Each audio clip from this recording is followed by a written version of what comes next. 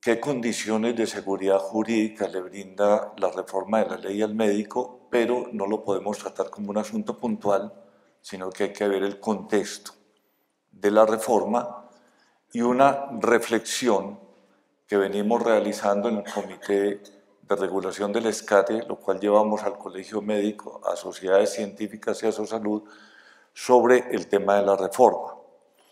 Desde el punto de vista del proceso, siempre nosotros en el Comité de Regulación tratamos los temas de ley, los llevamos como proyectos de toma de posición o de definición de políticas a la Junta Directiva y de allí lo llevamos primero a los escenarios del gremio médico y a los escenarios del sector salud.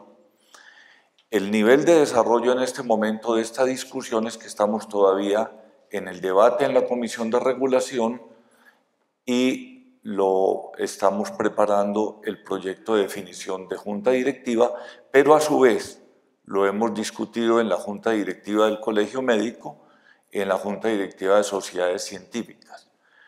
Somos muy respetuosos de la democracia institucional gremial y quisiera aclarar respecto a la discusión que se dio sobre el respaldo del gremio al proyecto, que si bien participaron las organizaciones que el doctor Fernando Sánchez señala, la Junta Directiva de Sociedades Científicas en su última reunión retiró el apoyo a la reforma, después de un análisis que se hizo en el Comité de Bioética en 3 reuniones de sociedades científicas.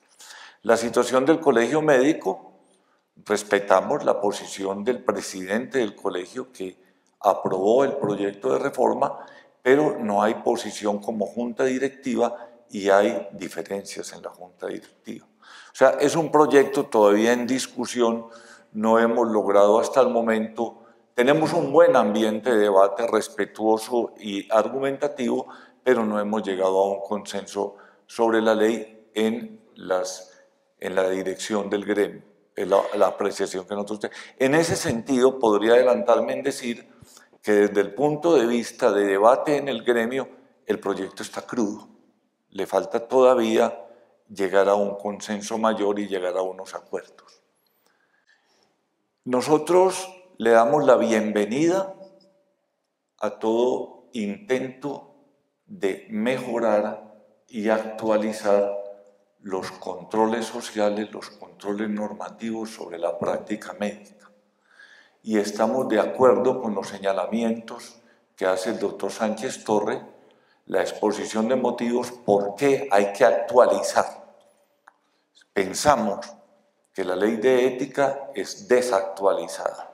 Han ocurrido una serie de fenómenos y de hechos en el terreno social, en el terreno científico, en el terreno jurídico, en el terreno de las finalidades del sistema de salud y la función del sistema de salud, que implican que una ley cuyo espíritu es anterior a la ley 100, hoy en día está desactualizada para controlar la conducta médica. Y hablo a propósito de la conducta y la práctica.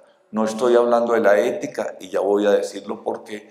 Porque si pensamos que aunque con el tiempo se ha generalizado la idea de que puede haber una ley de ética, nosotros creemos que la ética no se regula.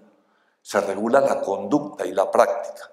La ética como reflexión individual de la conciencia moral o la ética como disciplina de la filosofía no se regulan porque son el ámbito de la libertad del individuo y también de sectores sociales. La sociedad regula la práctica para que no haya daño o abusos o haya actividades que se consideren inadecuadas en un momento dado. Entonces nosotros pensamos que no debe haber ley de ética, debe haber ley que regule la práctica médica. Y los códigos de ética que tienen validez son ámbito, como lo diré enseguida, de la autorregulación de las mismas organizaciones e instituciones médicas. Los códigos de ética que son distintos a las leyes. Bueno, ¿Cuál es la realidad? Hoy en día, mucho ya lo dijo el doctor Sánchez Torre y otros, hoy tenemos un condicionamiento institucional para la práctica médica.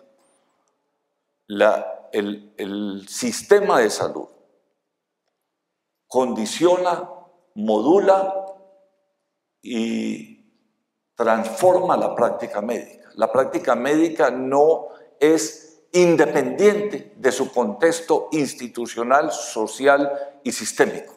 Actúa dentro de un sistema social. Entonces, hay un sistema de salud en un entorno político, en un entorno económico y en un entorno cultural, porque la cultura de los médicos ha cambiado como ha cambiado la cultura de los usuarios. Y no hablo de pacientes, y ahora lo diré también por qué. ¿Por qué usuarios? Porque es que nosotros no solo tenemos como objetivo curar enfermos, que son los pacientes. Hoy en día, y más desde la ley estatutaria, el objetivo del sistema de salud y de la práctica médica cambió. Y dio un giro copernicano, todavía en el terreno de la ley, no todavía en el terreno de la práctica cotidiana, pero tarde que temprano, los postulados de la ley estatutaria van a cambiar la práctica médica. Lo que pasa es que eso todavía no se ve, eso requiere un tiempo de cambios jurídicos, culturales, legales, estructurales, de todo tipo. La atención hoy en día no es predominantemente individual, es a través de equipos multidisciplinarios y transdisciplinarios. O sea, toda la responsabilidad no recae simplemente en un actor que, perdón el pleonasmo, actúa en un momento de un proceso que está predeterminado. El acto médico no es libre y voluntario, debe ser autónomo, aunque hoy hay gran restricción a la autonomía médica. O sea, lo que hay en la ley estatutaria es todavía un deber ser. Pero hoy no podemos decir que en la práctica médica cotidiana predomina la autonomía. Eso es hacia donde debemos trabajar. Trabajamos con guías, protocolos, programas, planes de atención de comunidades. Todo eso determina también el quehacer cotidiano. Campañas, etc. Y hay también un determinante que hoy el costo-beneficio es un elemento que se impone en la práctica diaria y aún más hay quienes dicen que es un elemento ético. Cuando se hace la reflexión sobre el profesionalismo médico, muchos dicen que debe haber una práctica y una formulación costo consciente. O sea, yo no puedo recetar, formular o hacer prácticas médicas cuyos costos conduzcan a reventar el sistema y estén injustificados. Eso también es un elemento ético, ser responsables de la sostenibilidad del sistema, porque nosotros no podemos soñarnos un sistema donde lo económico no importa. Todo lo que el paciente necesite, todo lo que pida, ya a cualquier costo y brindado por el Estado, que así resumo yo o caricaturizo una posición que se dio durante la discusión de la reforma de la ley ordinaria, eso es imposible y no es ético. Porque si el gasto es desmedido, es inequitativo y es irracional, los que van a pagar el pato de esa situación son los usuarios más pobres, como pasa siempre. Desde el punto de vista del contexto jurídico, la ley 100 cambió todo nuestro sistema. La ley 1438 introduce cosas, por ejemplo, las redes de atención que todavía no se han realizado, pero introduce una serie de cambios que se tienen que dar y que habrían que actualizar en la práctica médica.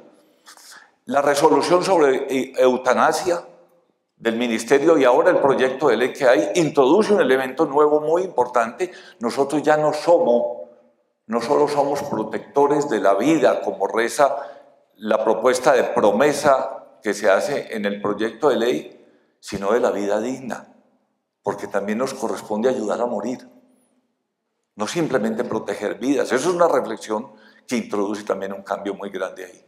¿Sí? Muy bien. Estamos de acuerdo en que se requiere una actualización normativa, pero creemos que el proyecto para no irnos mucho a los detalles, no lo logra. Se queda todavía en un proyecto que fundamental y estructuralmente obedece a la relación médico-individuo con paciente-individuo, desconociendo el sistema, así en dos partes se mencione la comunidad y se mencione la medicina institucionalizada. Estén esas dos palabras ahí. Pero el contexto y la estructura del proyecto es un contexto y estructura de medicina individualizada, de medicina paternalista, de medicina de un médico que es el que ordena y un paciente que obedece y agradece, y no en el contexto de una medicina sistémica, una medicina socializada por completo, y también intermediada por elementos económicos, elementos culturales y una serie de elementos.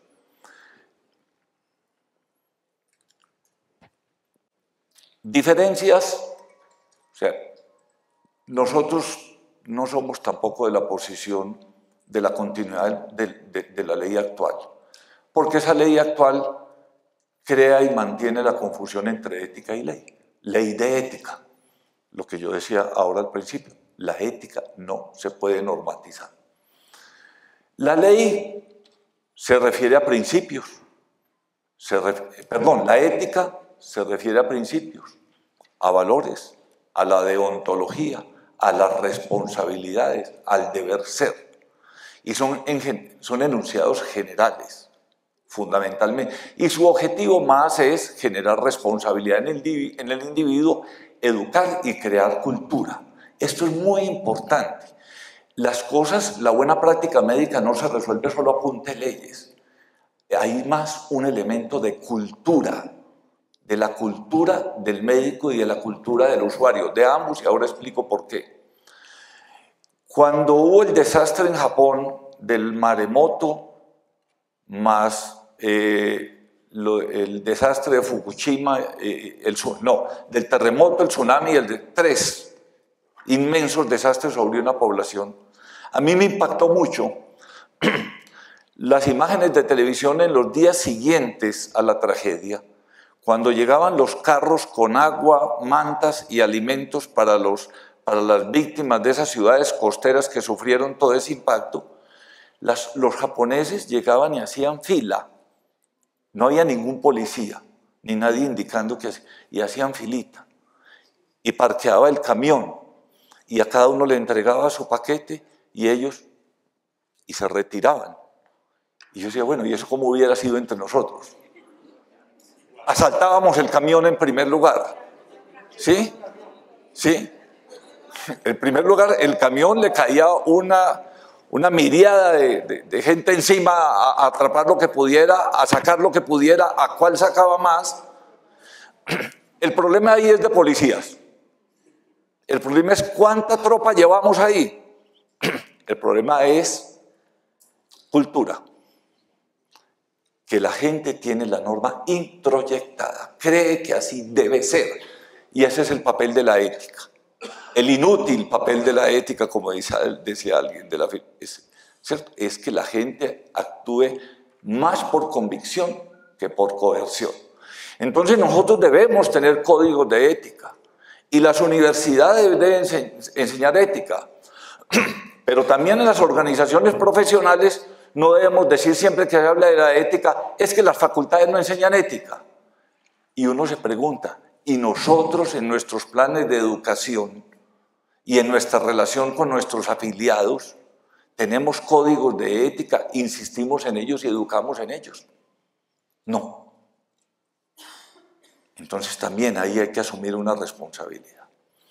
Y la ley es un marco normativo, nos dice qué puedo hacer y qué no puedo hacer. La sociedad, a cualquier grupo social, le impone normas. Usted debe hacer esto y no debe hacer aquello. Porque eso es parte y debe ser taxativa, explícita. Y enseguida detallamos eso. No estoy haciendo un enfoque de abogados, no soy abogado, estoy haciendo un enfoque gremial, de política gremial, pero tenemos el sustento de la oficina jurídica. Entonces, esas son las diferencias entre ley y ética. Las organizaciones gremiales deben tener sus códigos éticos. ¿Por qué hablo de las organizaciones gremiales? Los códigos de ética deben ser de los pares, de la profesión. Pero la profesión es un conjunto de gente, pero tiene que institucionalizarse, tiene que organizarse, tiene que representarse. Así la gente no asista a las asambleas de las organizaciones gremiales y elija junta directiva, ellas lo representan. La Constitución colombiana dice, por ejemplo, que los colegios democráticamente constituidos representan a las profesiones en Colombia. Así el colegio lo integren 20 pelagatos, representa a la profesión. La obligación es cómo fortalecemos esos colegios democráticamente para que esa representación constitucional sea debidamente ejercida. Entonces los códigos autorregulatorios, los códigos de ética deben estar aquí. Y el Estado expide normas y leyes porque hay un contrato social. Entonces retomemos el tema del contrato social.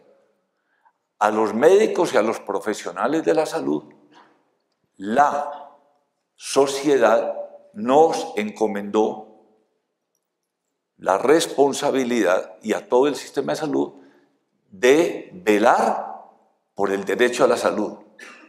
Ya no es velar por cuidar enfermos. Aquí, mire, el contrato cambió.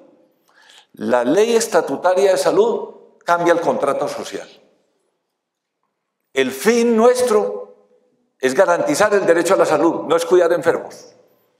Y eso implica muchas cosas, o sea, la promoción y la prevención, el actuar sobre los determinantes de salud junto con los otros sectores de la sociedad, el rehabilitar, el brindar una muerte digna, el paliar la enfermedad, el dolor y el sufrimiento, son tan importantes, tienen igual importancia que cuidar enfermos y deben tener el mismo peso presupuestal y el mismo esfuerzo del Estado.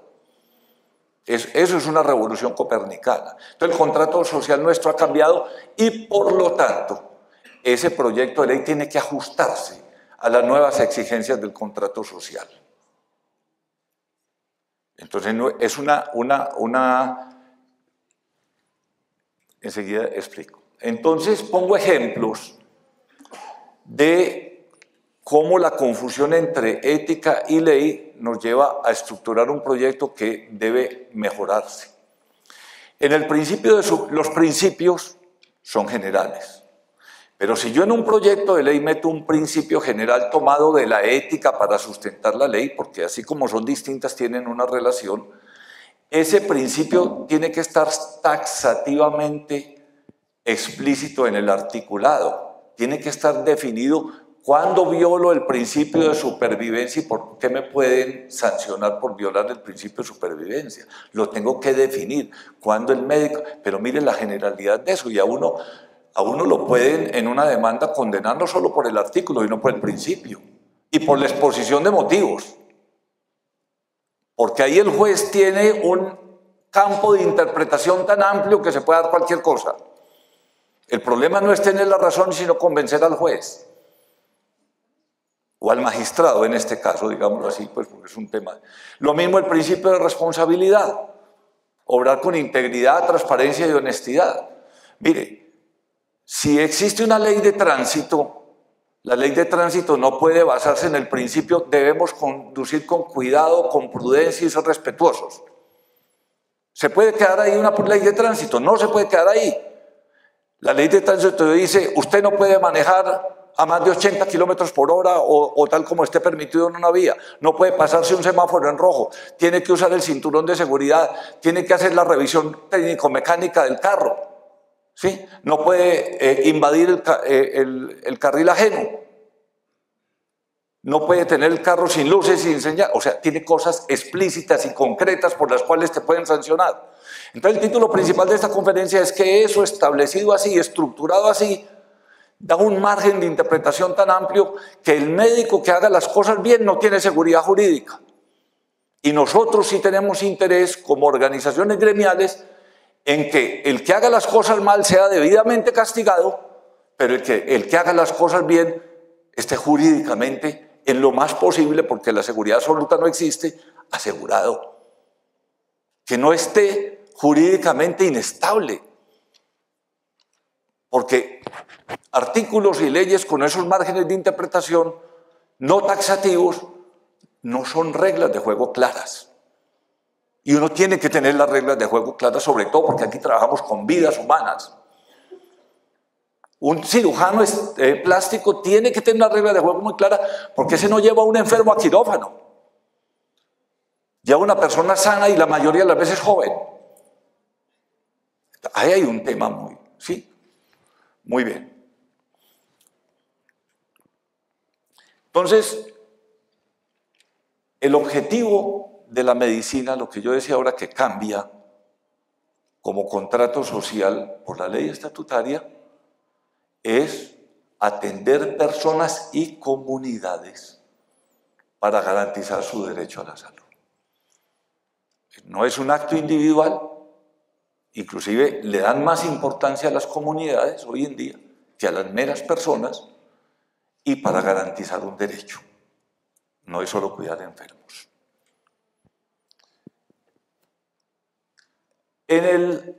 Vamos al tema de la autonomía, que tiene que ver con la seguridad jurídica.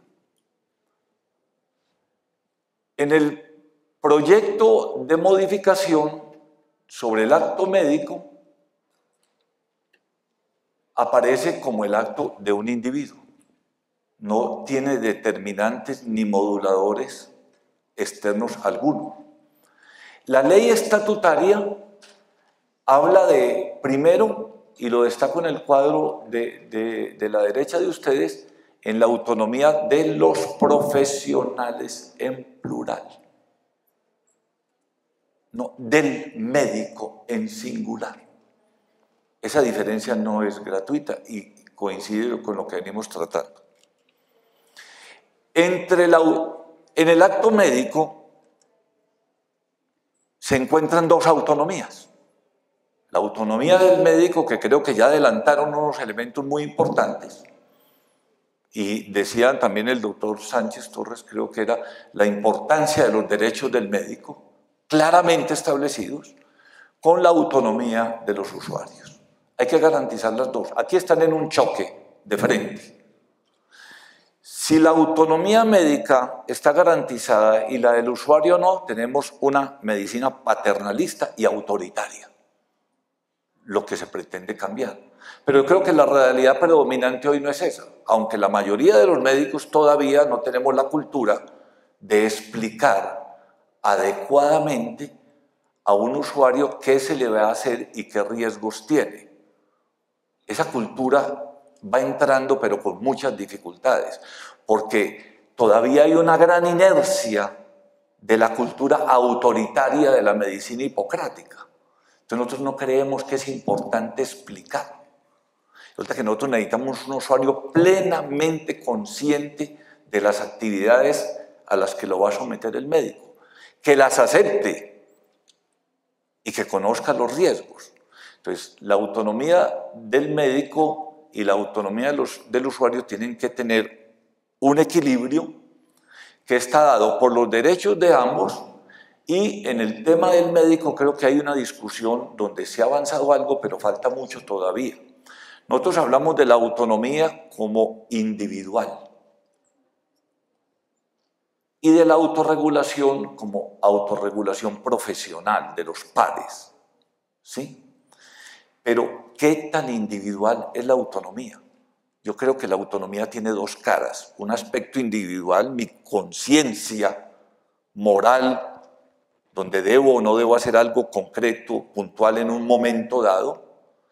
Pero también resulta que si nosotros somos autónomos y tenemos responsabilidad sobre nuestros actos, todas las guías, protocolos, planes de atención, programas, planes terapéuticos, intervenciones sobre las comunidades, tienen que ser adoptados autónomamente por los equipos médicos y multidisciplinarios. Porque si, como dice el proyecto de ley, los protocolos y guías de atención los entrega la IPS o la EPS o aún la sociedad científica, si eso se diera, o el sindicato, ¿cuál es la autonomía de quienes ejercen el acto médico y tienen que responder por los resultados. No hay autonomía, lo sostengo, y es una discusión que tenemos.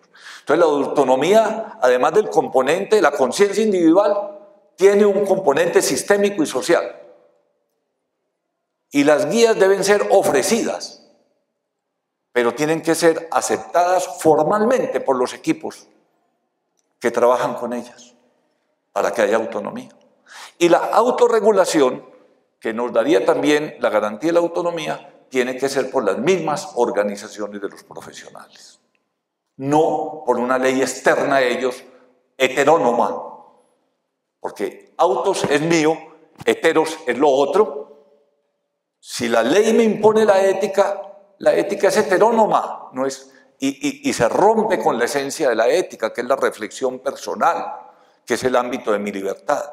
De manera que un médico o un profesional de la salud en su equipo puede debatir, puede discutir y puede estar o no de acuerdo con un plan de atención, un programa o una guía.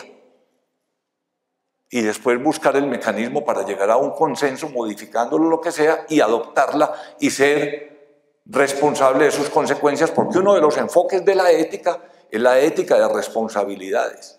Un principio ético es: yo soy responsable de lo que hago. ¿Y cómo soy responsable de lo que hago si no soy responsable de la decisión de hacerlo? Ahí hay un elemento. Entonces necesitamos un equilibrio entre las dos autonomías, los derechos del médico, los derechos de los pacientes. Si predomina la autonomía médica y el paciente no es autónomo, una medicina autoritaria. Pero si predomina los derechos del paciente y el médico no es autónomo, hoy lo estamos viendo mucho, tenemos una serie de pacientes con la cultura de ser como los adolescentes, llenos de derechos, pero sin ninguna obligación.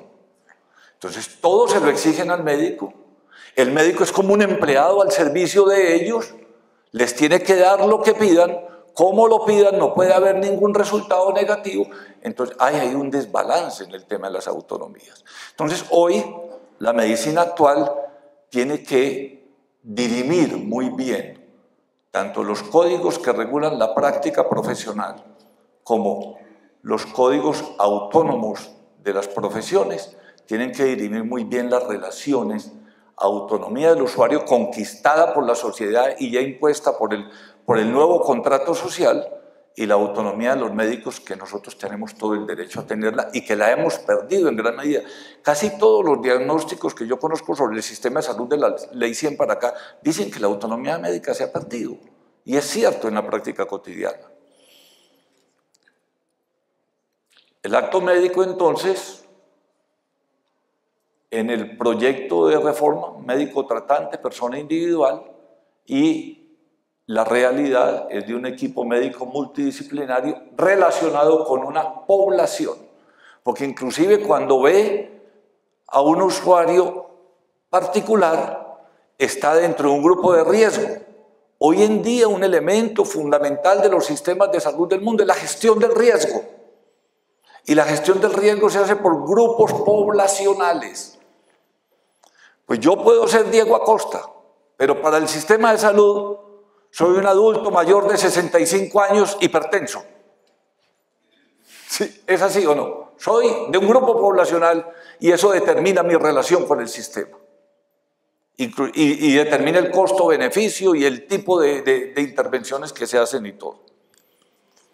En el proyecto se habla de las guías adoptadas por la respectiva institución, y la ley estatutaria habla de la autonomía de los profesionales hay en dos oportunidades en un mismo artículo.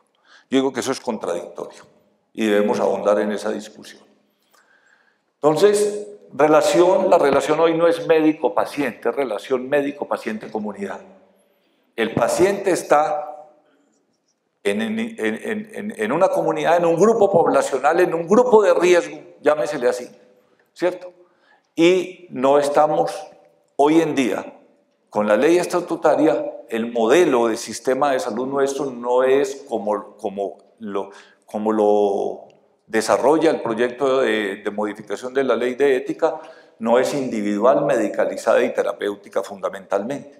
Fundamentalmente es colectiva, es comunitaria Hoy se habla de la participación de la comunidad inclusive en la mejoría de las condiciones de su propia salud, y no se fundamenta solo en lo terapéutico, sino en los estilos de vida, en las prácticas saludables, en la salubridad de los entornos, en las condiciones nutricionales, en las condiciones culturales, etcétera, etcétera. Entonces hoy tenemos una medicina institucional practicada por equipos, en redes, que incluye determinantes, promoción, prevención, rehabilitación, integralidad, la integralidad, por ejemplo, e incluye también el ayudar al bien morir, no se limita a preservar la vida. Hay elementos de la práctica médica que para nada aparecen en el proyecto de ley. Bueno, ¿qué le está permitido y qué no le está permitido al médico y al profesional de la salud en el tema de la APS? Que eso es toda una cosa.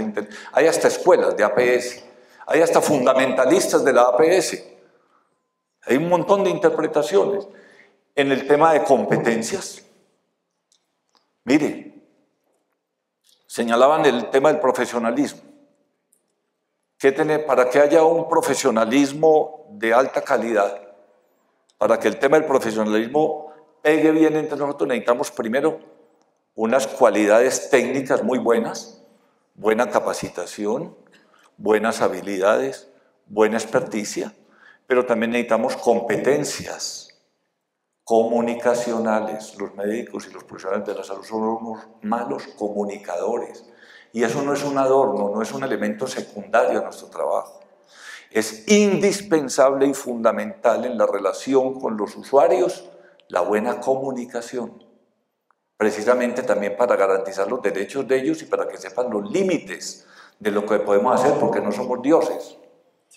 Competencias sociales y también una muy buena formación en humanismo.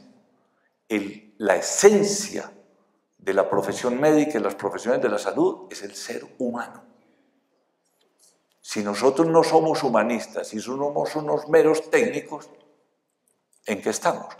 Sobre eso hay que referirse.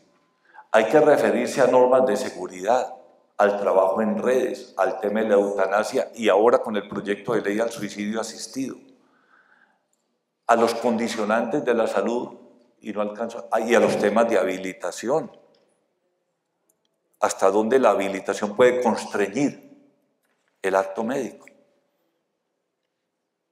O sea, todos estos son temas nuevos que no pueden estar en una ley anterior a la ley 100 y menos anterior a la ley estatutaria, pero que de alguna manera determinan conductas. Entonces la propuesta nuestra fundamentalmente es: renovemos la ley de ética, pero con una ley de práctica médica y profesional, y creo que no solo médica, por aquello que es que no somos médicos con un montón de profesionales al servicio nuestro. Somos equipos multidisciplinarios y tenemos que reconocer la validez de otros saberes y de otras prácticas y de otras habilidades. Y transdisciplinarios, inclusive gente que está por fuera de lo que es propiamente médico, abogados, administradores, gestores, de todo lo que sea, a uno le ocurra. Entonces, trabajar por una actualización de la norma que regule por el Congreso, por el Estado, la práctica profesional, pero a su vez, desde las organizaciones médicas, promover que colectivamente, participativamente, de una manera democrática, hagamos códigos de ética, eduquemos en ellos, fundamentalmente para crear una cultura de la excelencia y el buen servicio, una cultura de la conciencia de la finalidad de nuestra profesión, que además de ganar plata y vivir de ella, es también prestar un servicio de buena calidad a la comunidad, y que esas dos cosas nos contribuyan a mejorar el servicio. O sea, una buena normatividad impuesta por el Estado en el contrato social y una autorregulación de calidad que no es fundamentalmente punitiva, aunque en casos extremos llevará a que los pares juzguen si una conducta no fue apropiada al comportamiento que debe tener un miembro del gremio. Entonces, dejaríamos ahí. Creemos que es un tema todavía para discutir más, para debatir más, y que es prematuro que esto esté cursando en el Congreso en este momento. Muchas gracias.